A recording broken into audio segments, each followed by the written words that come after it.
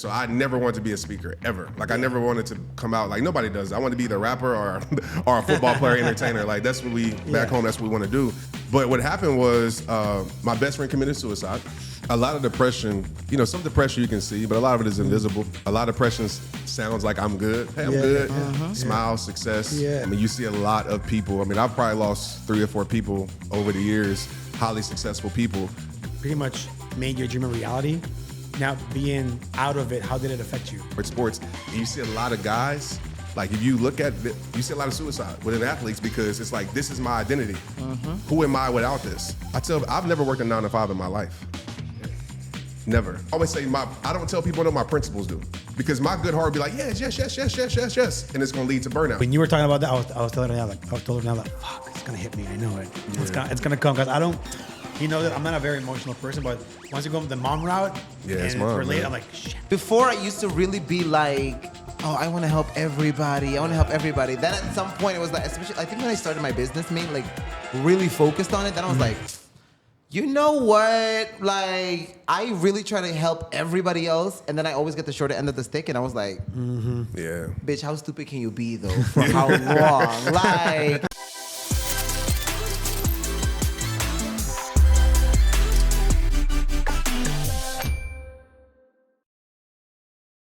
Hey, yo, what's up? I like chemistry. Guys, welcome back to the ABC Island's favorite podcast, No Filter in Paradise, a show about anything and everything between 2 friends. One is straight and the other... your favorite melanated homosexual. Okay. That's new, though. That's good, That's actually right? new. That's actually new. Come on, don't even play with me. Guys, today's show, we got a special episode. I'm going to, obviously it's not thumbnail already, so you know what it is. So, but before we do that, I want to give a quick little shout out to Ata for making this happen. I wrote something real quick. So yeah, took my time in the back office. That is beautiful. Let me hear this. I know. It's actually I'm pretty impressed with myself right now.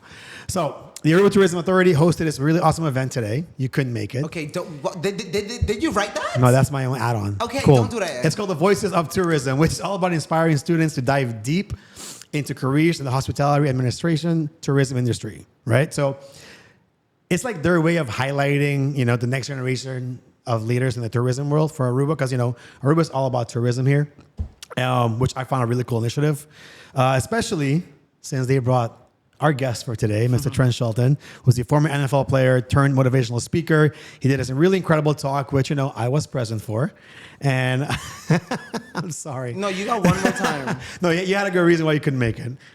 It's called It All Starts With You, where he got real about finding your purpose, personal growth, and just becoming the best version of yourself. Sorry, I'm not saying that if you were there, but like, he said some really cool stuff that I really resonated with, which we're gonna get deep into. Well, he gonna re-say it. That's okay. No. It's him. It's his words. Like, I feel like, and also, which I'm not one of these lucky students, but some of them got a copy of their book because they did a little envelope under a chair. Whoever got the envelope, I was checking like 3 chairs. I was like, Ronella, move. Let me check your chair. You would have stole a kid's dream. Wow. Because I also got dreams. Okay, so and also speaking of Ronella, who is the CEO of Ata, if you didn't know this. She also shared some inspiring words about staying motivated and living a happy life, which felt like a very positive, feel-good kind of moment because she kind of like also explained her career, making it to the top, when she was 17, she did this accomplishment. I feel like a lot of people don't know her story. I don't. That's why we're going to have her soon. So it's yeah? Just confirming. Okay. We got that. Good. So we even wanted to have Ronella on the show because she's like the I wouldn't say definition, but pretty much definition of like work your ass off to make it to the top. Like take no shit from no one.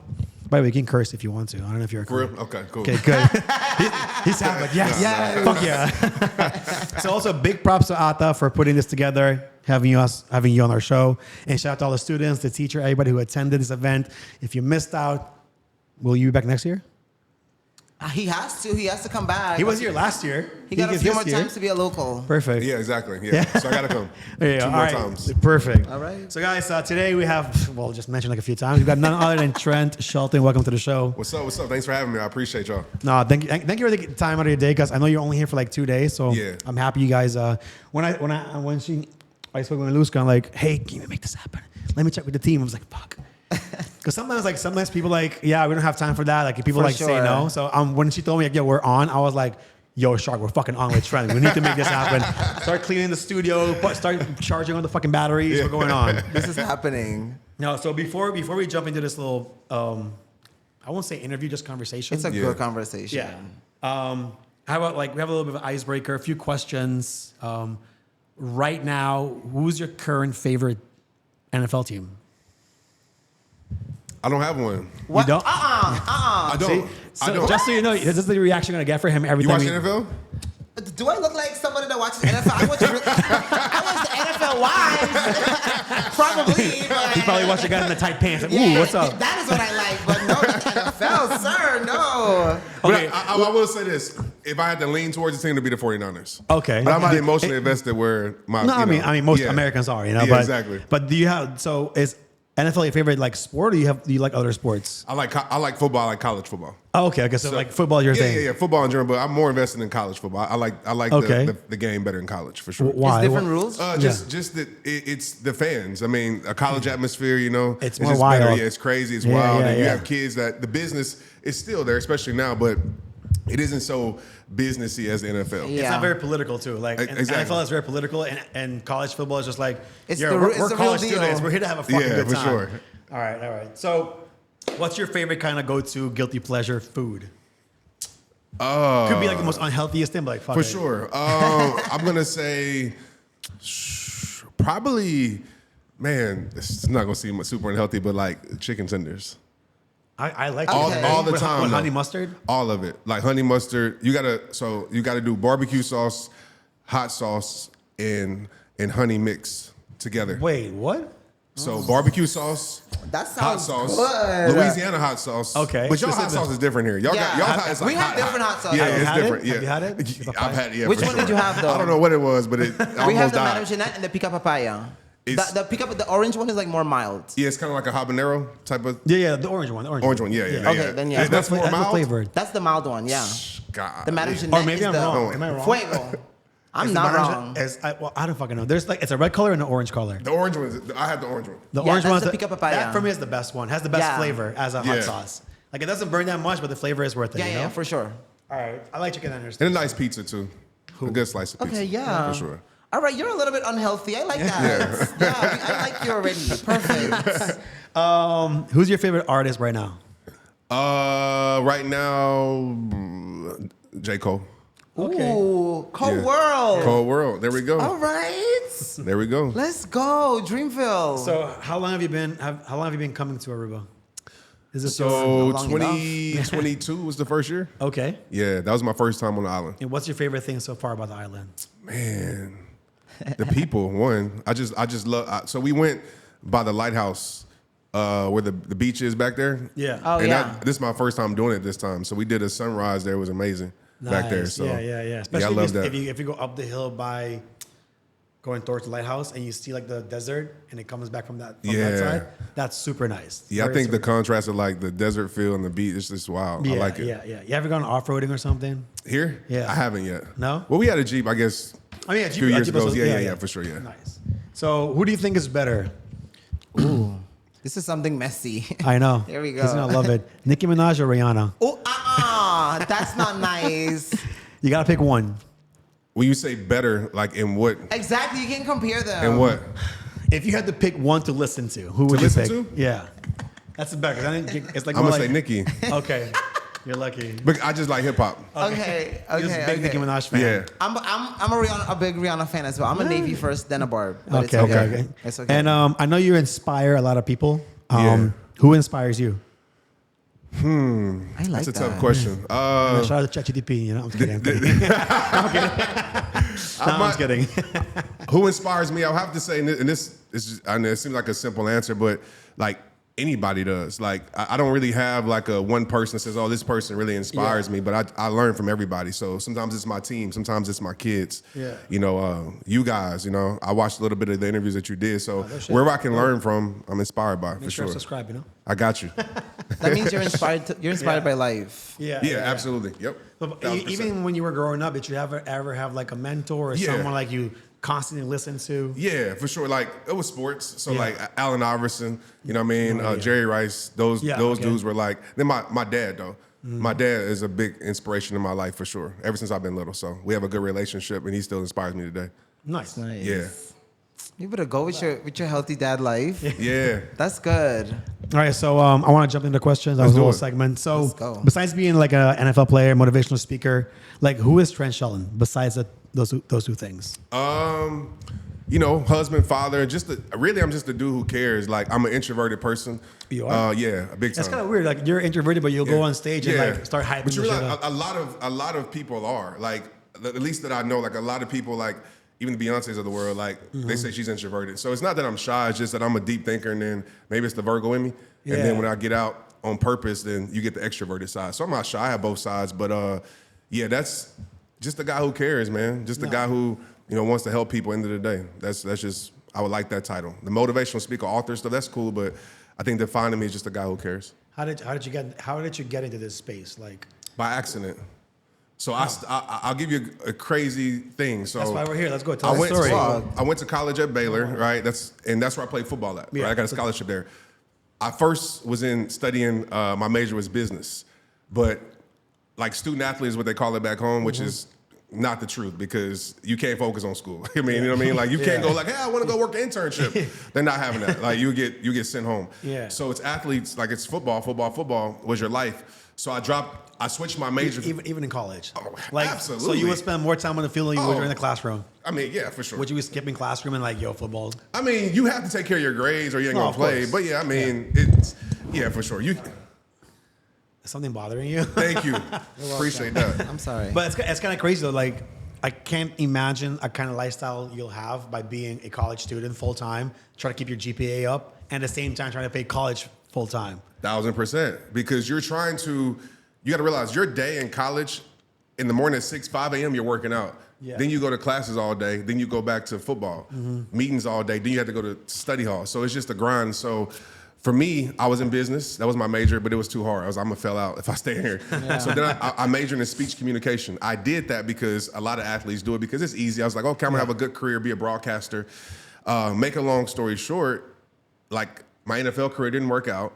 And so here we are doing this. So I never wanted to be a speaker, ever. Like I never wanted to come out, like nobody does. I want to be either a rapper or a football player, entertainer. Like that's what back home, that's what we want to do. But what happened was my best friend committed suicide. Yeah, my college teammate, my roommate. And it was my promise to him because, bro, like what was wild is that when I got that call, it surprised me, but it didn't because he had moments in college where as a young kid, we like, man, it was over a girl. It was like, man, leave her alone, man. What? Yeah. And college, yeah. He thought about it doing it. Then he was saying, man, I'm gonna kill myself. We're like, man, shut up. You ain't about to kill yourself. And when I got that call, it was a combination over that. It was he lost a lot of women in his life. He loved hard, and also he lost sports, and so he felt like his life was over. And like, so, what's the point of living? What's the point of living? Like nobody That's loves me. And wild. actually, this might be TMI, but like when they found him, he had pictures of all the women in his life in front of him. Yeah. And so that's why a lot of my content, people don't realize, like I talk about, like, not holding on to bad things because that was him. And he felt like life wasn't living. And so it was my promise to him at his funeral to like, man, you know what? I felt guilty because I'm like, man, I should have checked on you more. And if you ever lose somebody, you're always gonna go through guilt. And I was like, I'm gonna live the rest of my life helping people. Like, so no matter what you lose, you feel like you don't have to take your life. So that's where it started. I just picked up my phone on Facebook at that time and just started going live. So it really found me.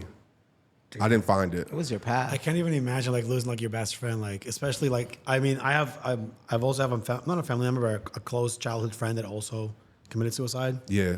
And if you met this kid, he was the happiest kid. Like he would walk into this room, everybody would smile at him because he's always super happy, joyful, blah blah blah. And then just one day next, like around Thanksgiving, like a friend of mine called, yo, X person just like killed himself, like literally. I'm not gonna say how he did it, but it's like wild. It just goes to show like, no matter like even if somebody looks happy, like you just don't know what actually is happening in their life. So that really gave me a different perspective as to like check in with people, like even if it like, because you know me, I'm super jolly, but you've seen me like hella fucking depressed. Of course. Like it's also because business and stuff is like, especially if you're carrying everything with yourself. But yeah, dude, just like. It's just fucking wild. Like, but I feel like it's a big part of the importance of just like spreading kindness. Yeah. Because you really can't pick and choose to be like, I don't care, this person looks like they're going through a hard time, let me be nice to them. Yeah. You really just don't know who is going through whatever it is. So it's just basically a sense of, if you just treat everybody with respect and just treat everybody really nice, like what's the worst? Like what do you lose with that? So that's kind of where I go from it. A lot of depression, you know, some depression you can see, but a lot of it is invisible. A lot of depression sounds like I'm good. Hey, I'm good. Smile, success. Yeah. And you see a lot of people. I mean, I've probably lost 3 or 4 people over the years, highly successful people on paper. They were smiling for the camera, but down behind the scenes. Yeah. And so you got to check on your people, as you said. How old are you now? I'm 40. I just turned 40. Holy shit. shit. I would've Yeah. never Congrats. guessed. Hold on. I'm at the age where people say that. Oh my gosh. Shit. You know the one Kevin Hart. Damn.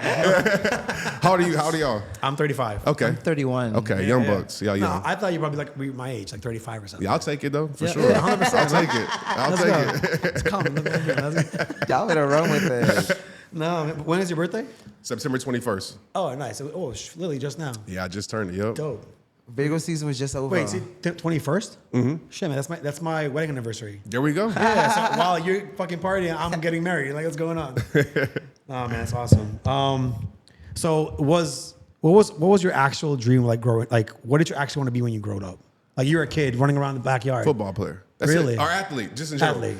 I love all sports. Baseball. I played baseball, basketball, football, and track, even in high school. So I have 2 older brothers. I really had no choice. Yeah. So like they're 4 years older than me and 6. So Competitive? you know, oh yeah. Like Boys. it was to the point You where gonna beat me like, oh, yeah, shit, and they let's go. wouldn't let me win. They made me tough. They honestly, Yeah. I credit them Yes. for making me a good athlete because I was going against them. So I went against kids my age. It was like this is easy. Yeah. So yeah, that's what I wanted to be since I can remember. Yeah. We got videos since I was probably 2 years old running around with the football. Now, like, seeing that's something that's always been kind of like your dream, and you pretty much made your dream a reality. Now, being out of it, how did it affect you? Oh, it was the hardest thing ever. Right? The hardest thing ever because my whole entire life, I've never worked a 9 to 5 in my life. Shit. Never, because I've always been in sports. And I worked some things like here and there where I was training, but like a committed 9 to 5, I've never worked in my life. So for me, I didn't even know how to get a job. I never filled out any applications. Yeah. My whole entire life was football, sports. And you see a lot of guys, like if you look at, you see a lot of suicide within athletes because it's like, this is my identity. Who am I without this? And that's the problem with just in general in life, we tie our identity to what we do. Yeah. You can't do that. Like even now, like people say, oh, you're a speaker and author. I'm a human being. Because if I Exactly. lose that, then I'm not gonna lose myself.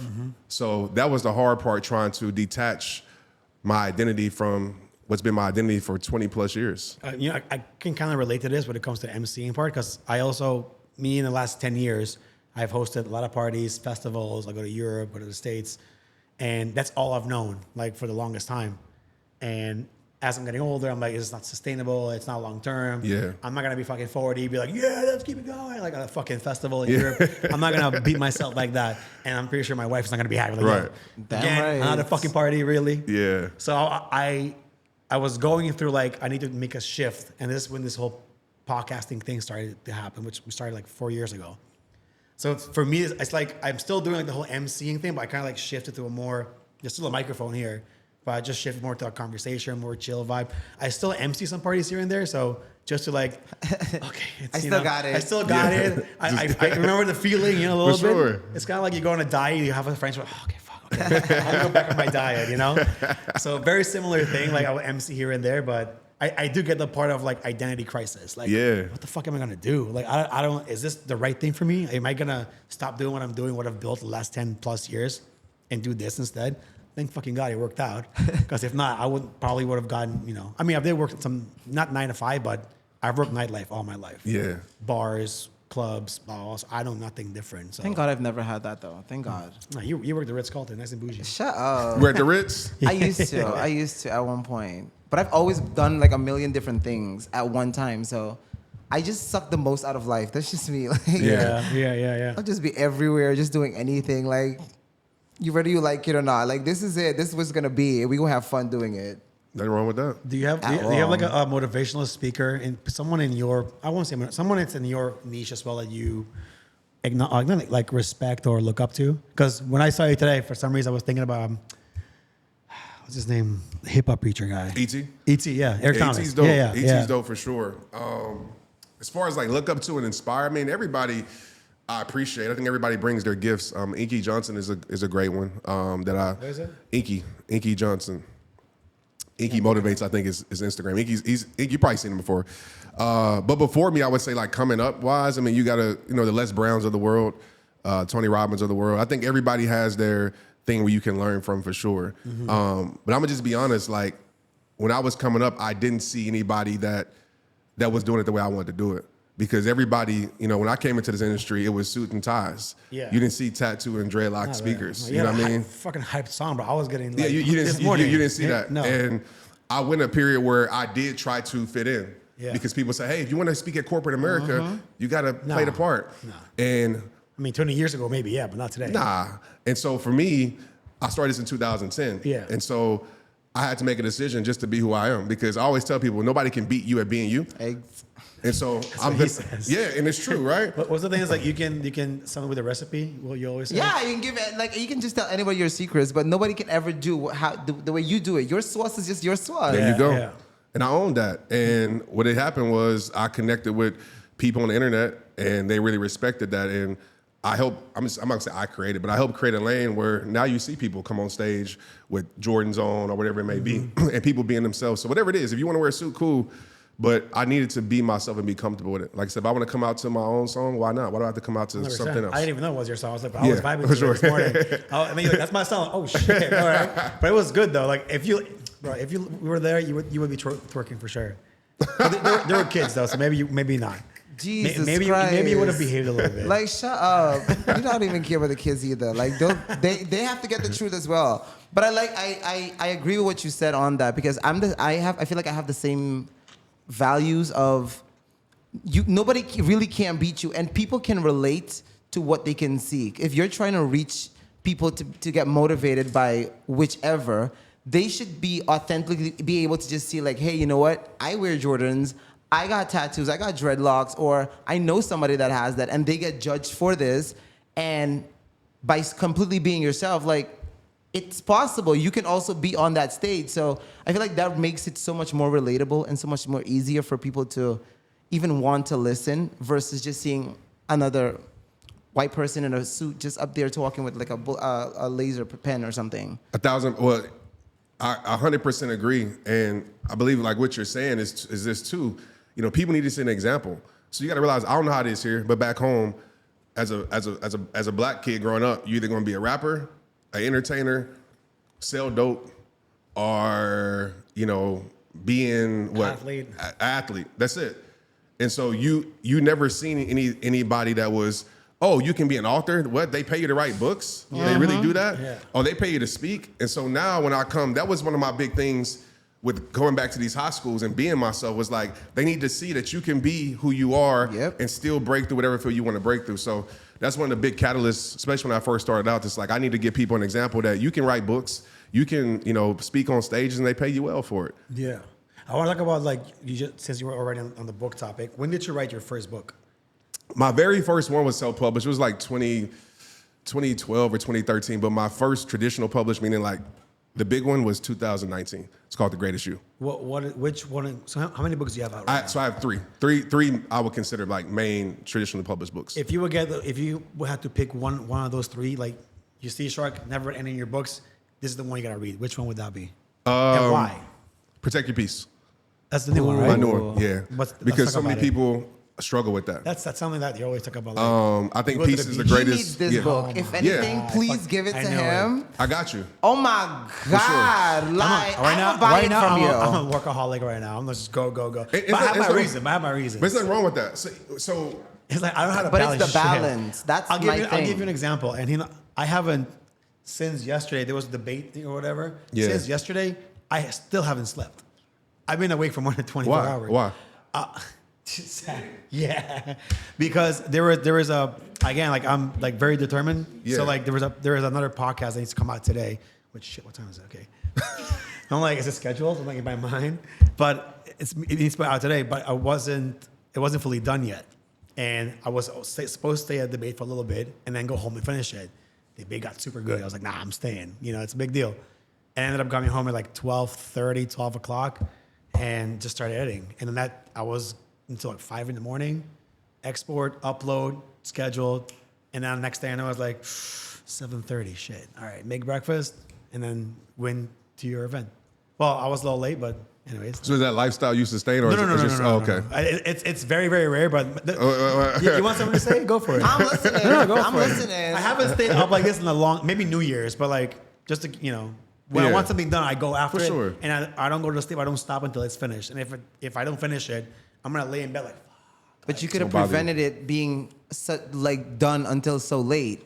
If you knew you had something to do, you could have like easily scheduled that shit. Like it's not like rocket science. I don't know why you try to reinvent the wheel, but I'm just saying, like, It's like I got you two- can't it's like I got you two can't wives. complain that you got too much to do I'm not when complaining. I mean, you I'm could not have scheduled complaining. that. Like, I'm not complaining.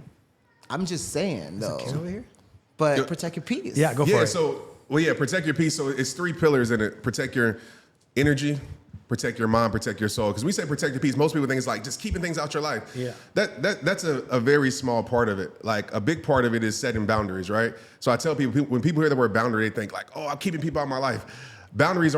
I teach people boundaries aren't a wall to keep things out. It's a bridge to let the right things in. Mm-hmm. And so the better boundaries you have, the more peace you have. So for you, for example, I'm just using you as a scenario. Go for it. Right? Yeah. So like, in a situation, or I'll use me, for example. Like, No, use me. You can It's okay. Use Fix him. me. Fix Use me. him. Fix me, please. Let's go. I do Don't believe- invoice me though. I do believe in seasons of grind, right? But Yeah. I don't think that should ever be a lifestyle. I agree. Because it's gonna lead to burnout. And Yep. one of the things that I had to learn how to do is say the word no more. And I had to tell people but this is why. Preach. Because and I'm talking about saying no. Like you can even ask, B over there. Like she'd be like, you saying no to this? Like even some of the biggest. Y'all know Mel Robbins? Yeah. Who? You know Mel Robbins? No. Okay, she probably has like a top 10 podcast in the world, right? And so there was a situation, I'll be really brief, I have certain principles and standards, right, that I live by, that allow me to say no. I always say I don't tell people what my principles do. Because my good heart would be like, yes, and it's gonna lead to burnout. That's so my principles would be like, hey, bro, if you do this, you're gonna be stressed, you're gonna regret it, and you're probably gonna have a resentment because you're sitting there saying yes to all these things that you should have said no to. So my son, he's an athlete, Tristan. It's his 8th grade year, and Mel's podcast was scheduled on his first basketball game in 8th grade, and I easily said, "Nah, I'm not going to the podcast." 100%. Like, nah. And it's a I huge agree. one, right? Yeah. So when I got there, Mel said, that's why I respect you so much, because you said no to this. And most people would have been like, I can go, but I can do another podcast. I can't get buy my that son's moment first. again. Exactly. So I'm okay with that. And then it comes down to me trusting myself. I trust myself enough that if I say no, I know another opportunity to come. Amen. And if that Yeah. opportunity doesn't come to my life, that one, I trust that another one will come to my life. Amen. So those are boundaries, and it's hard sometimes, but those are boundaries that I have to have in place, or else I'm going to resent what I do. And this gift, this blessing, this burden, this gift, this blessing that we're doing, or this job, this calling, it will start to become a burden. But what if like, obviously somebody in your position, you will probably get way more blessings your way, but put myself, like having you here is actually a blessing for us, Yeah, you know? for sure. So it's kind of like, for me, who's someone that's not in the same position as you, which I'm not comparing ourselves, No, but absolutely. it's more like it's a great opportunity, take it. It's more, because you never know where this opportunity is going to take you to the next one. For sure. So that's kind of like how I, stop smiling like that.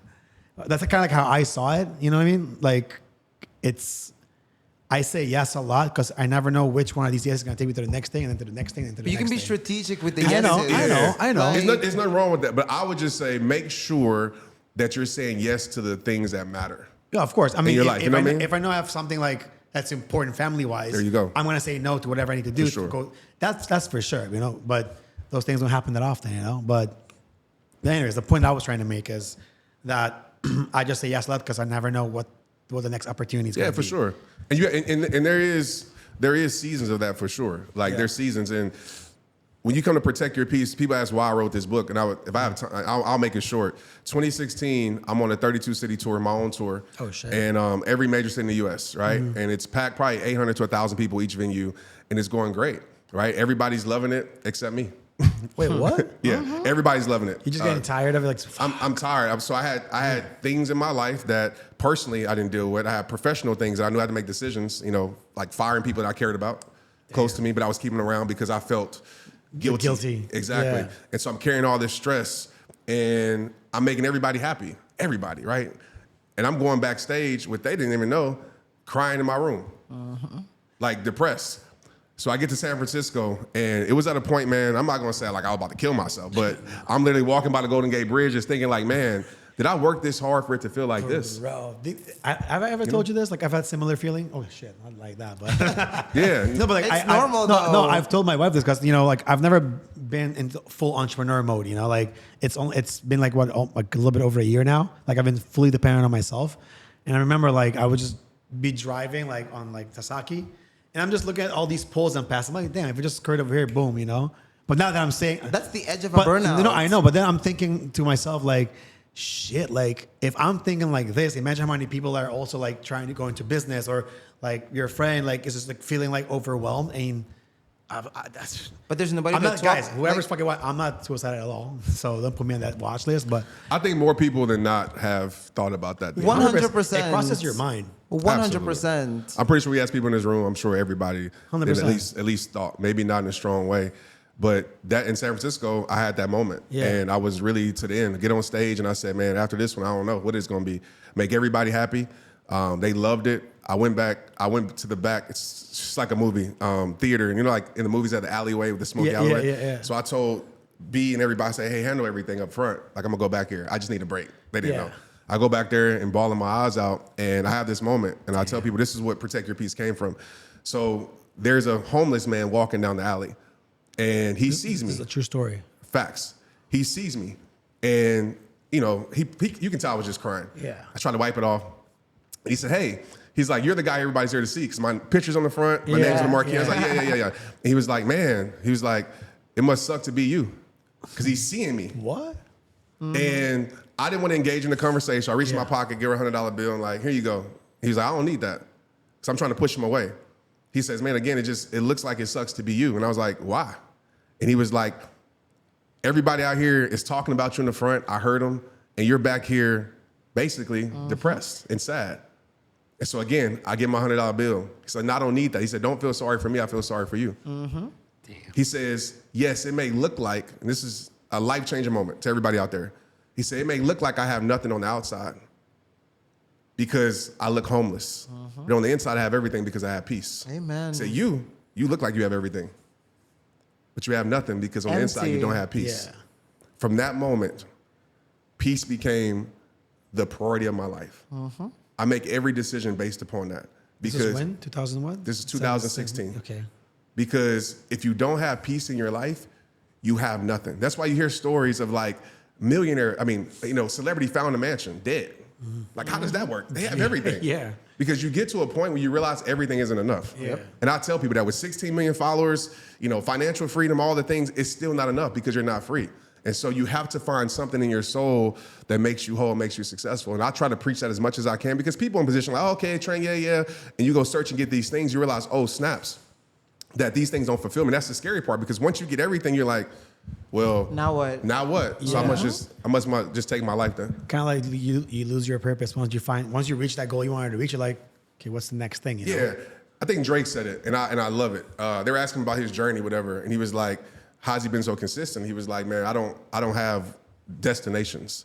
I just enjoy the journey. I love that, because you can have destination addiction. I'm not saying don't set goals, but so many people set goals so much. They live by goals. They live. Yeah. Goals are something that you reach, standards are what you live by. So for me, I live by a standard. Like, I live by the journey. The destination will probably change anyway, but once you reach the destination, it's like, now what? You chase this whole, we're programmed to 100%. chase more and more and more and more and more. Yeah. Even with this, y'all know, like, podcast numbers, and like, I promise you, once you get to whatever amount of downloads, it's gonna feel good, but now that becomes the set point of your happiness. Yeah. Now you're like, man, if I don't get these downloads, then we're not doing much. But it's true. You're the numbers guy. I would care less about the numbers. All right, we need to push this strategically to But I bet you at increase. some point, something that you feel like, oh, this didn't do too well. At one point, it was like, this is crazy successful.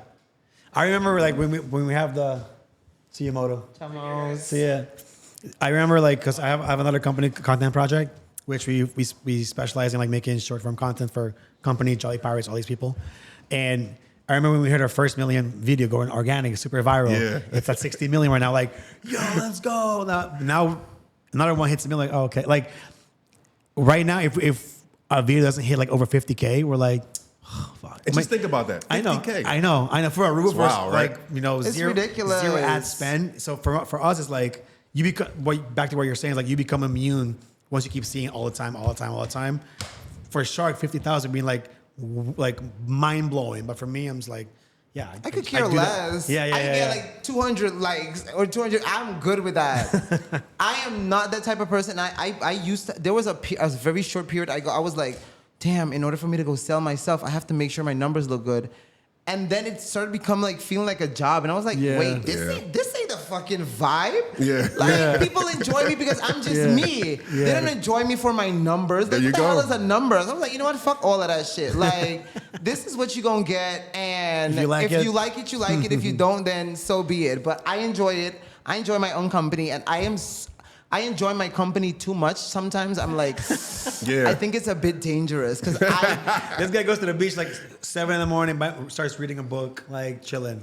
Music, vibes, like who you talking to? What? No, I love it. I love my own company. So that's why I can like relate to this book so much because it's like seems like you don't need it, but I do.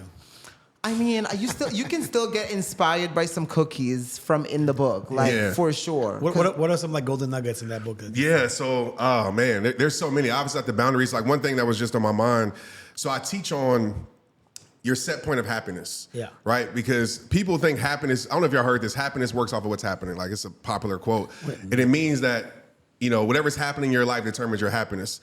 That's external happiness, right? Happiness is an inside job. The problem is that we put our happiness in other people's hands. You can choose to be happy at any freaking moment. I mean, this is the happy island, right? It's one happy. Is that one happy island, right? Yeah. So you can choose to be happy at any moment. I have to learn that.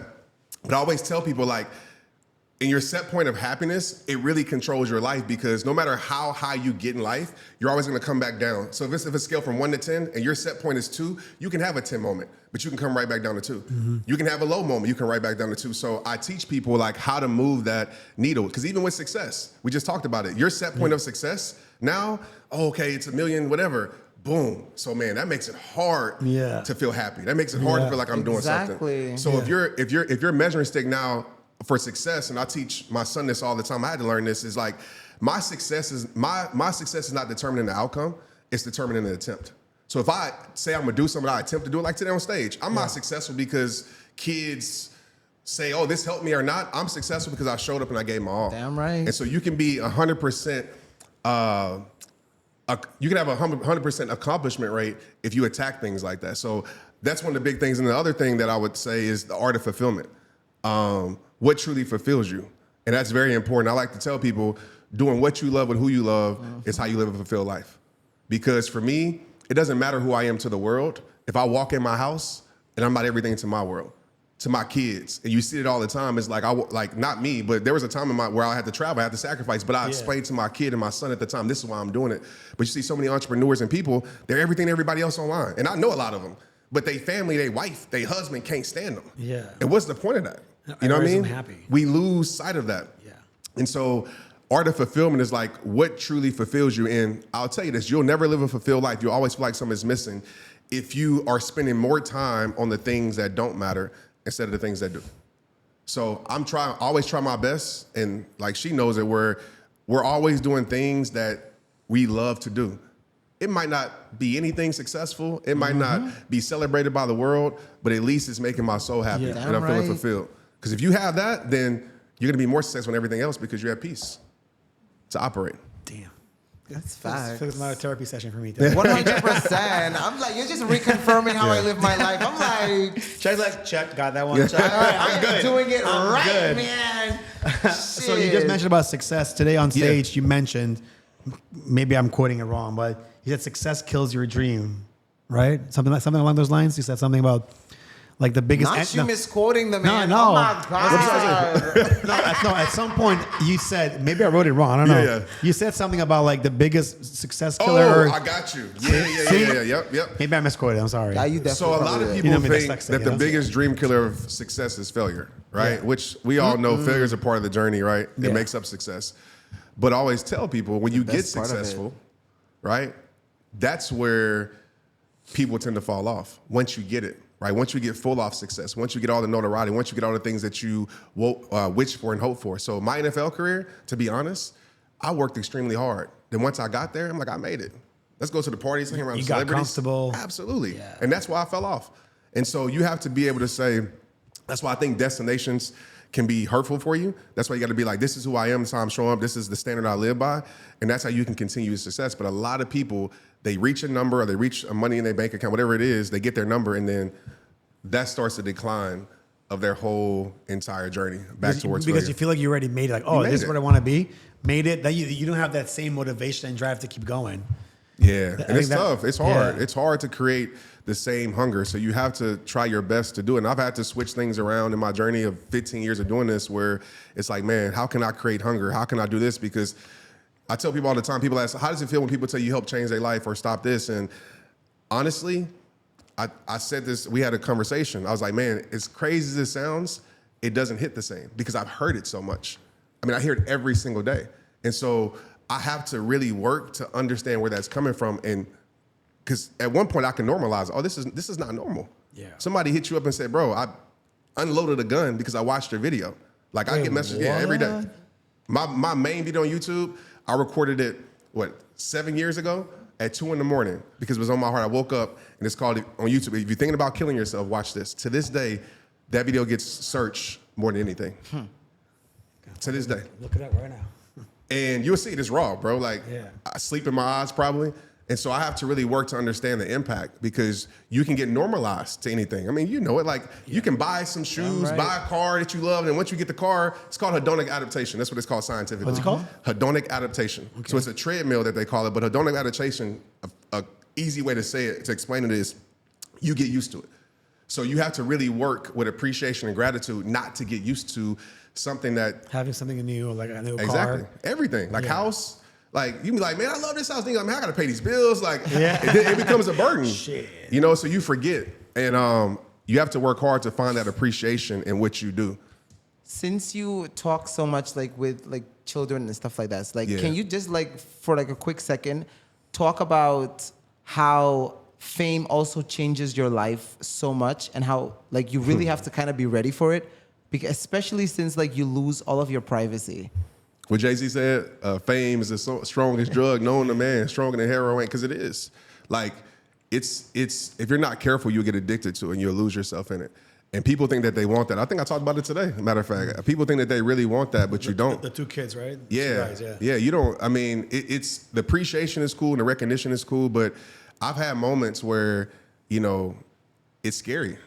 I've had people make up fake relationships with me. You know what I mean? Like real believe talk. it. And believe it. Like seriously. And I've had people come to the events, and I had and I worry about even right now. Like I worry about my family back home, and luckily, I've never experienced nothing too crazy. But fame, it changed you in a few ways. Number one, it can change you, but also it changes the people around you. Mm-hmm. People have different expectations of you, and it becomes very, very hard. That's why you see a lot of famous people. Like I can, the Kim Kardashians and everything. Like even though I don't know their life, but I can only imagine what that's like. That every time you step out the house, you're this opportunity, basically this piece of meat that like everybody wants a part of you, paparazzi. Yeah. That's not a life that you want. I'm the person that's like, man, I wish I can impact people and not be known to. And then leave me alone. Perfect. Exactly. Because I'm an introvert. I love my space. I love my time. But I appreciate it. But it is tough. Yeah, I feel like a lot of people are really not ready for it, and Nah. like you see people like really desperately they chasing want it, They're but- like, and how do I get that? And I'm yeah. like, in my mind, I'm like, listen, fame on the little island, even it's like Jesus Christ. Anywhere you go, it's like Everybody's watching somebody you. recognizes Yeah. you, and They're watching somebody you. knows you, even if you don't know who they Yeah. are. They're like, oh, you're the guy from the podcast. Hey, you're the-" I'm like.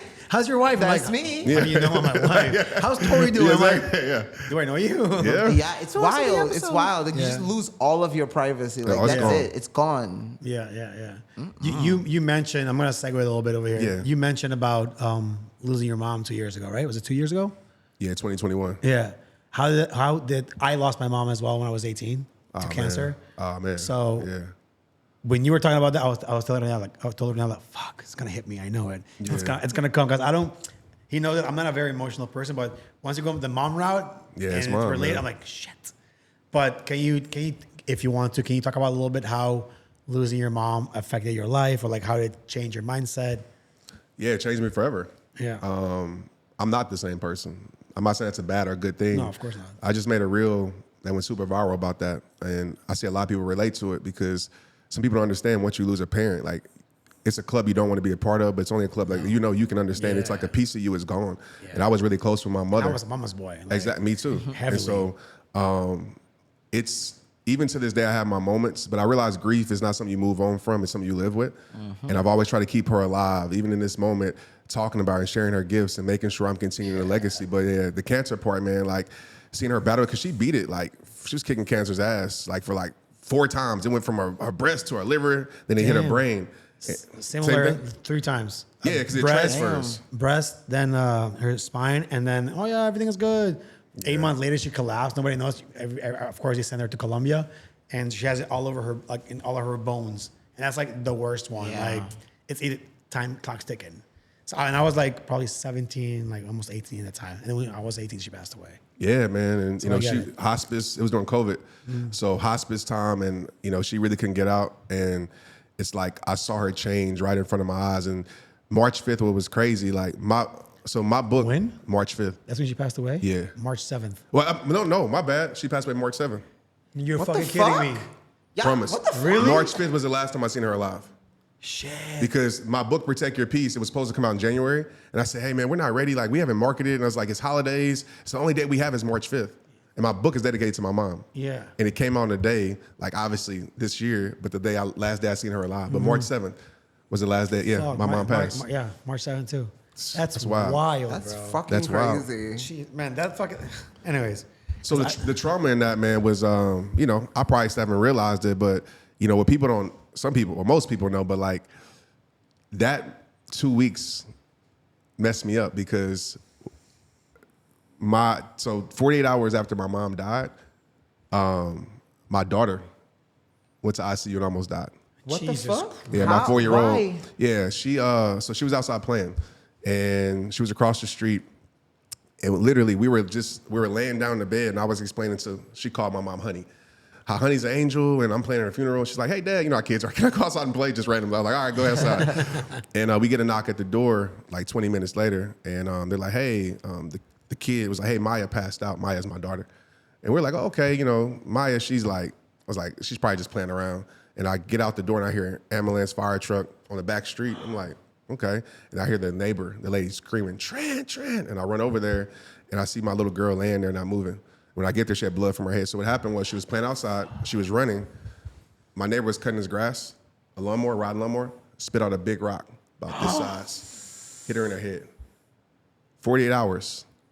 And so I'm in the ICU with my daughter. Her brain was swelling. She's fine now. And I can tell you a wild story just about the serendipity moment in that. Dude, right?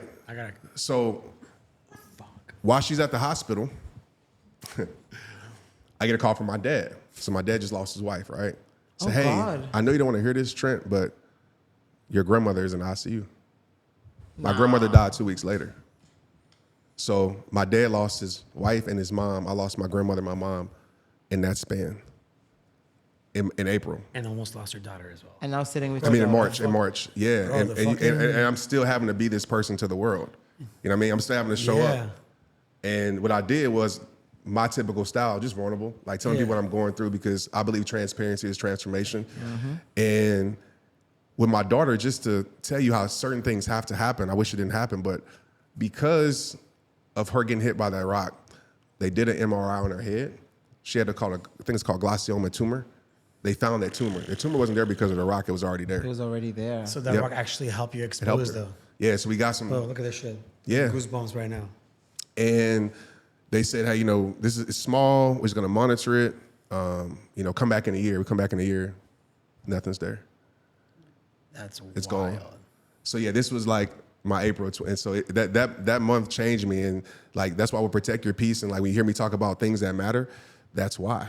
You know what I mean? Because in that moment, almost losing my daughter, nothing else mattered. I was like, take it all, take whatever. Mm-hmm. We just moved into our house. The house didn't matter, right? I'm like, man, my daughter, and I don't want people to get to those moments of life, and you figure out like, dang, this really matters, because you're not promised another moment, and we hear that, but even with mom, and you wish you can create another memory. Because at some point, that's all you have with people. And so, yeah, that was even a lot more happened that year. I lost a very good, very good friend in the industry, but I was just with him 2 weeks before, and he passed. So it was just like boom, boom, boom. And I'm like, what's going on with all this? And so, what kind of like mental weight they had on you? Like, it changed me, right? It 100%. literally changed me, and I believe it changed me for the better, because with me having a platform, my messages were always that. But you got to realize, I'm writing "Protect Your Peace" during this time. So like, I'm teaching the world how to protect their peace, and in this time, I'm having to learn how to do it. And so it made that book, I think, a lot more realer and deeper. 2023, right? 2022. I'm like, this is my year, okay? Man, mom's passed. I'm gonna get over everything. Memorial Day in the States, what's that, May, end of May? My nephew, right? And I'm out there, he's like, let's play basketball. Nothing happened to him, by the way.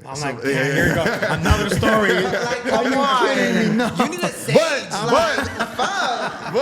going on? My nephew, he challenged me to basketball. And sometimes you forget, like, they're not little no more. Yeah. You know what I mean? So, like, he's a really good athlete, right? Yeah. And so I'm like, yes, play. And so, which I shouldn't have. Well, I should have. But anyways, I'm playing basketball, right? Playing him, and I'm having to play harder than I would think, because I'm like, he's not a little boy no more. Yeah. I take a step, boom. I'm like, somebody shoot me? Bet you he could have related to this. My Achilles ruptured. 2023. That's most of the same thing. Some people heard something snap, you didn't realize in the moment. And so I've never, like, for an active person, running is my therapy. Like, so now I can't run. I can't move. Like, when I say I'm a nature person, like, I love it, like, nature heals. I can't run, I can't move. That's me. So in this moment, and I'll fast forward this story, we have a Bali trip planned, right? Couples trip in July. So I'm like, man, I'm not going. Then all my friends were like, come on, bro, it ain't gonna be the same without you. But something in my brain was like, bro, don't go.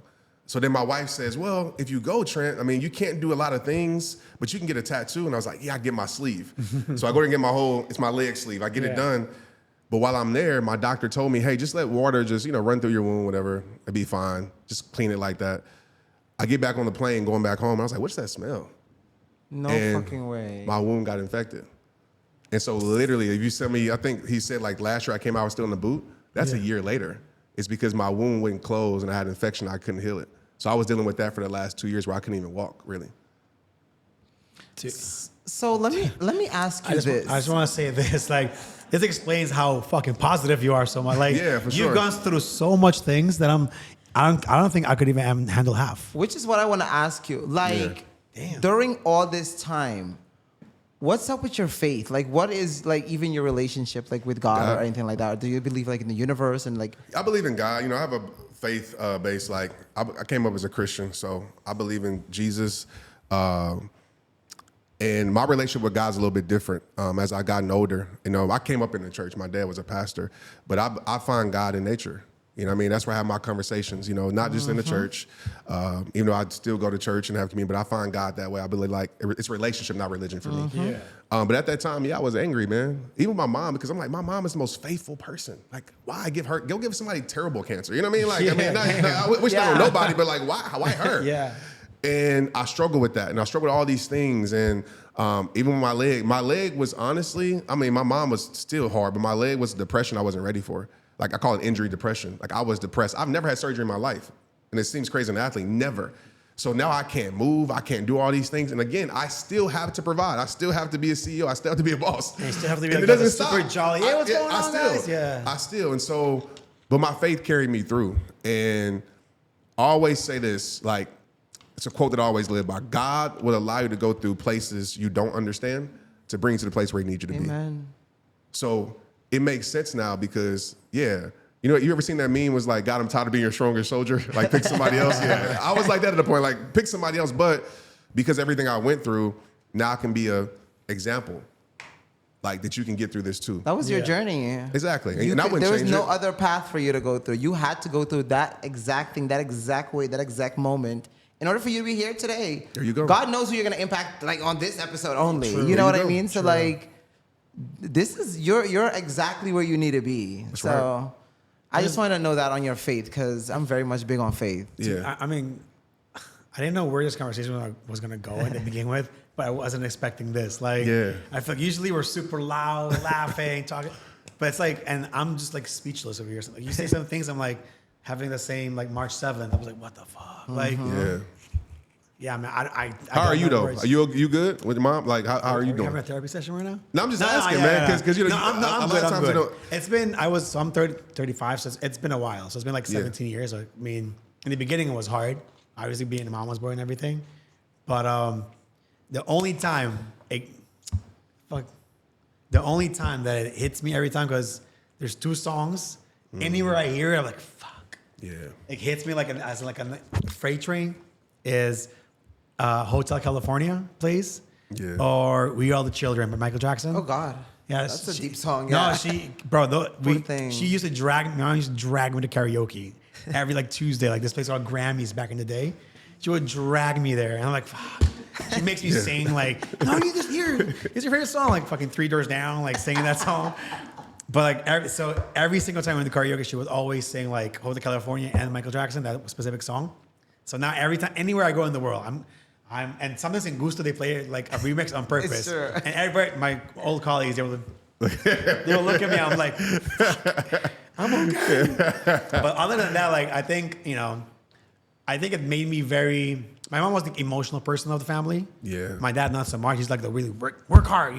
Stop crying. Right. That kind of father.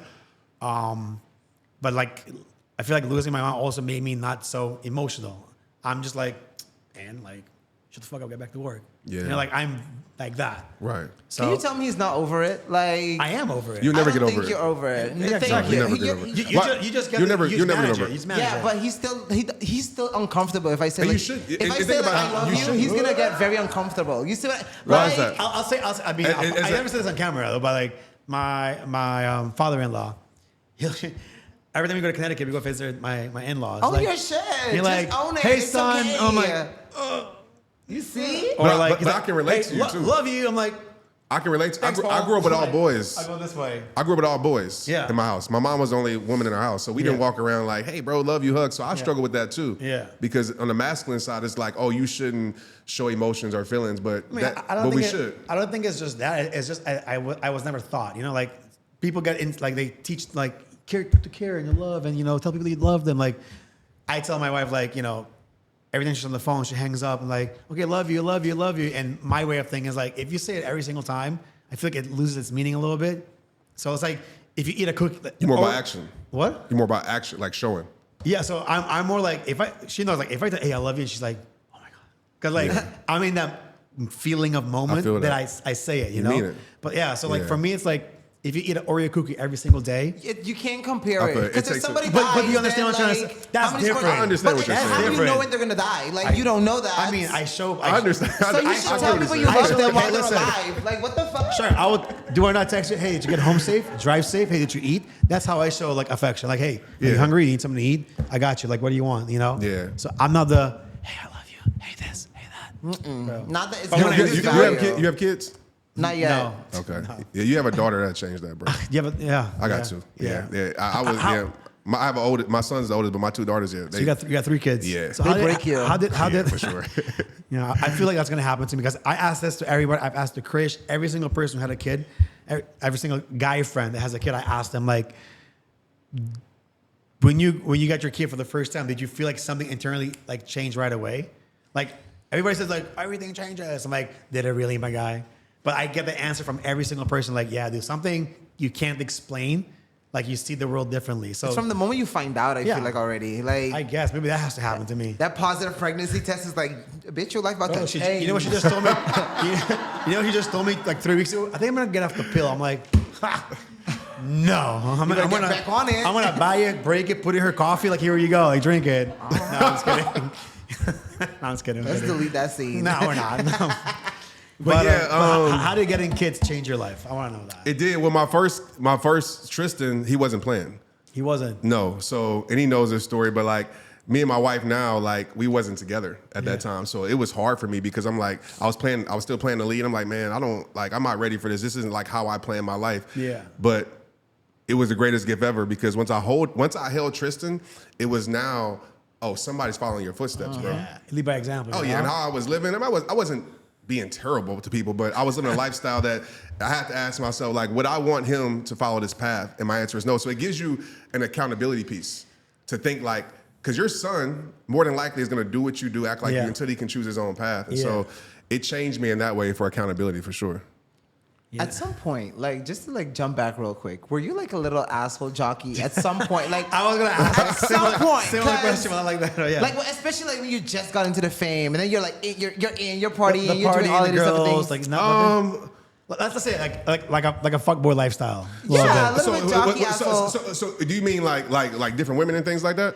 Are you? It's partying the surrounded job by life. girls. Yeah, for sure. I lived the life. I have. I Like, lived life, but I've always yeah. been a kind-hearted person. I never treated people Okay, like exactly. any type Yeah. of way. Yeah, that's just who I am. I'm never gonna be like look down on you all like don't talk to me. Nah, I mean I might. You know, I have probably a smart mouth at times. I'm very witty with stuff like that, but I'm never a person that's gonna like treat people less. Nah, that's never me. I think everybody. I'm not everybody. Some people like when they get into a position like you were. It's the fame gets to their head. Things like I got all the girls in the world, popping bottles, having a good time. You can't come in my VIP. Nah, my problem, I try to bring too many people with me. That's the problem. I try to bring too many people with me. Like everybody's success. Oh, come here, yeah. That's How the many? problem, 50? right? We don't You have see them enough. bills like, man, I just spent $3,000 last night. What? So, When did you learn to cut that out though? When did you learn that? Well, when I started. So, my most popular video is a spoken word. Or the one I would say one of them that changed my career is called Friends. If you ever get a chance, go listen to it. And the first line of that spoken word said, if all you had to offer was friendship, who would still be around?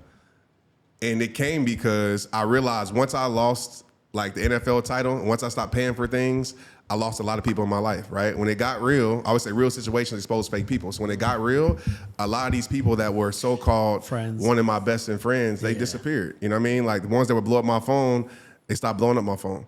And I realized like, oh, people only love you for what you do. They love the beauty that surrounds your life, that the attractiveness that surrounds your life. They don't love you for Trent. Yeah. And to be honest, I would say dismiss, it's probably a strong word, but I actually moved away from some friends that actually loved me for me because I got caught up in the lifestyle, right? Oh, this person loves the party. Okay, cool. Let me hang around this person. And we started doing that. But once the party ended and all that, I realized I had nobody. And so even now, that's why I'm like, man, you got to realize people just love you for what you provide to them. You're an opportunity for people. And it's okay. It's part of it. Yeah. And so I had to learn that. But it was very, very hard. And so I had to just cut people off. And my circle is small. You know what I mean? I'm cool with that. I don't have a big team. Y'all seeing here. I don't carry a lot of people around. That's unnecessary weight, unnecessary baggage. If you're trying to go somewhere special, no need to do it.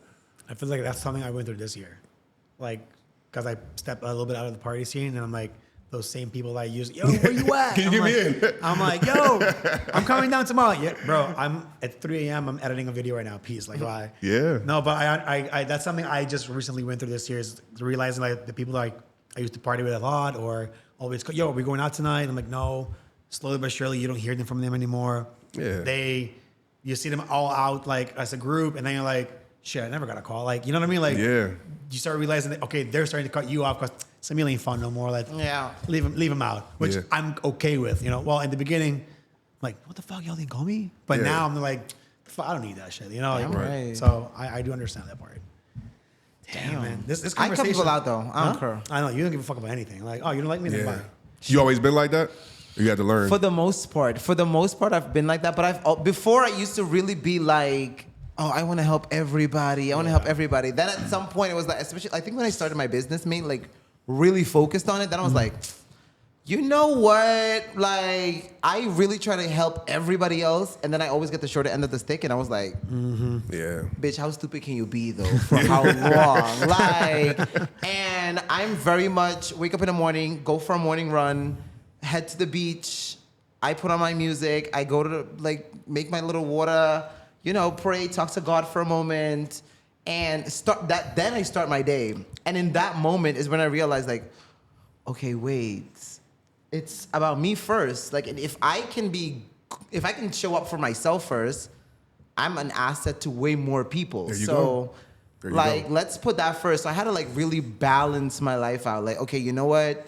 Money ain't everything. Like, fuck that. Like, you can put a price tag on that, but my mental peace comes first. So if mentally I'm not in it, I'm not doing it. That's just that. So I miss out on opportunities, like, to make money. But at the same time, I'm like, You're happy. I'm really You're good, happy. yeah. I'm good. Like, God gonna provide some way, somehow. Whatever needs to come for me, it's going to come. And that's what I ask God every day for. I'm like, you know what? Thank you for all the people you've removed from my life. Thank you for all the ones that you have currently in. And thank you for the ones you're about to bring. What's for me, let it be for me. What's not for me, remove it. And So you live on Do Not Disturb. Like, if I needed somebody to pick up, you would pick up the phone, or would you? he'll pick up the phone. Yeah. If you call me before 11:30 in the morning, I'm on me time. Don't call. Not shit. In the book, you will see what I call the 12 p.m. theory, and literally, it's basically that. So I'm on Do Not Disturb, and unless it's my team, they know how to get a hold of me. But I'm unavailable to the world before 12. Thank you. That's something I've been wanting to implement too. Yeah, you Just can't just reach me. Get your personal stuff done first. You're more productive. Hit the gym, answer your personal emails. Blah, blah. Okay, who needs my attention? There you go. That's something I've been It's a thinking great about boundary doing. to set. A great one. The best one. Yep. Guess I'm missing out. Shit. You really are. You really are. All right, so I think we're gonna reach an end over here, Trent. Is there anything else you would like to add, like from your book, or what kind of message would you want to give to the people who are watching right now? And plug yourself. Like, Yeah, please. talk to Yeah, your camera. I would just tell whoever's watching this, like, to go live a legendary life, whatever that looks like for you. Don't let people put you in a box. Don't let people tell you who you should be and what you should do. Like, listen to your heart and follow that. And I do believe that greatness is available for each and every one of us. And I live by 5 words. It all starts with you. So I would want and tell you, like, don't blame and complain. Don't point the finger. I believe about 90% of things in life don't go your way. And I believe 10% of life does. And I think 100% of your life depends on how you respond to that 90. So I would tell you, man, when things don't go your way, dust yourself off, keep trucking, and give your best to the world. And so as far as plugging anything, just at Trent Shelton, go get Protect Your Peace. If you don't read, because I know some of y'all, I don't read books, there's an audio book that's there. Perfect. That's him. I got Got you. Yeah, sorry. I got you. I got you. No, I mean, don't worry about the Okay, but- got you. No, it's all It's a good. monitor, okay. Yeah, monitor that. Yeah. No, but I mean, it's like audiobooks. I mean, I would buy a book and then I'll probably hear it and read it at the same time. Yeah. But it's funny because like I just canceled my Audible subscription. I'm like, fuck, and now I gotta spend my credits. There you go. I know everyone. There you go. Like, I can't cancel that I spend this. So I just told my wife like, I don't know which one to get. There you go. Now you tell me it's I Audible. love a hard I'm physical gonna get it. book, though. Was that? I love a physical. No, I physical have book. I have a few like the 4-hour work week and all this stuff in the other room over there. Yeah. But well, Trent, thank you for coming on the show. I appreciate I hope y'all. you have a good time in Aruba, and I hope you come back every year. No, he has Let's to. do that. You have to. Let's do it. If not, we're gonna talk to Ata. They'll bring you back. There we go. There we go. I appreciate y'all. Thank you very much. Thank you. No, for Thank you. sure. Guys, if you enjoyed this episode, make sure to subscribe, comment, go follow Trent, get his book. If you're, unstable like me, get the book. Clock And that we'll T. see you guys next time. Peace. Bye. Ow. Take care, guys.